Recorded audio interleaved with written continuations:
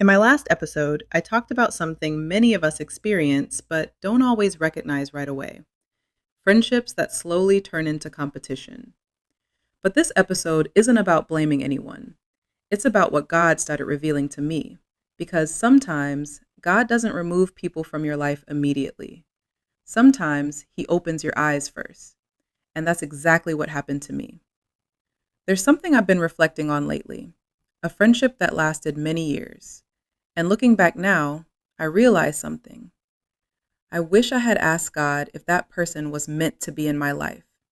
Because if I'm honest, I didn't build that friendship through prayer. I built it through proximity. Our sons played basketball together. They went to the same school. And at the time, I had just moved to Texas. I didn't know many people. So naturally, when you see the same parent at games, practices, and school events, you start talking. And slowly, a friendship forms. At first, everything seemed normal. We supported the boys, we spent time at the park. Sometimes our kids stayed over at each other's houses. But even in the beginning, there were small differences. Nothing dramatic, just little things that didn't quite align with who I naturally was. Instead of paying attention to those differences, I ignored them. And over time, something subtle started happening: comparison, little comments, little competitive moments. And if I'm honest, we both started trying to impress each other. Sometimes it was about money. Sometimes it was about doing more for the team. Sometimes it was about the boys and sports. At the time, I didn't see it clearly. But looking back now, I can see things I didn't see in the moment. Small comments, subtle comparisons, little moments where something didn't sit right in my spirit. At the time, I brushed it off. I told myself I was overthinking. But as the years passed, I started noticing something. I wasn't fully being myself anymore. I was adjusting, changing small parts of who I was just to maintain the friendship, trying to relate, trying not to be talked about, trying not to stand out in a way that made things uncomfortable.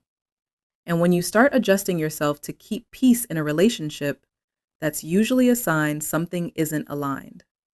Romans 12:2 says, "Do not conform to the pattern of this world, but be transformed by the renewing of your mind." But instead of staying grounded in who I was, I started conforming. I picked up habits that weren't mine, even gossip. And that was a red flag for me. Because when you start becoming someone you're not just to maintain a friendship, that's not alignment, that's compromise. Looking back now, I can see something clearly. She was inspired by parts of me, but instead of simply saying that, it sometimes came out as comparison. And instead of staying secure in who I was, I started adjusting myself to avoid being talked about. So we both ended up in a dynamic where we were impressing each other instead of sharpening each other. And that's not what real friendship looks like. Proverbs 27:17 says, "As iron sharpens iron, so one person sharpens another." Sharpening isn't competition. Sharpening is growth. And the biggest lesson God showed me through that friendship was this: if you don't ask God who belongs in your life, you can accidentally build relationships that were never meant to guide you. Jeremiah 17:5 says, "Cursed is the one who trusts in man," not because people are evil, but because people are human. They can influence you in ways you don't even realize. And here's the part that really humbled me. When I look back now, I also see a version of myself I don't want to become. And that realization forced me to look inward. Because growth isn't just recognizing other people's flaws. Growth is asking yourself, what part of this did I allow? What part of this did I ignore? And what part of this is God showing me so I can grow? Today, I'm learning something different. I'm learning to let God choose my relationships. Because the right people won't compete with you.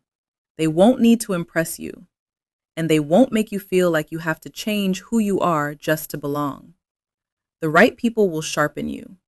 And the ones God sends will help you grow closer to Him, not further away. And little did I know, God was already preparing someone new to enter my life.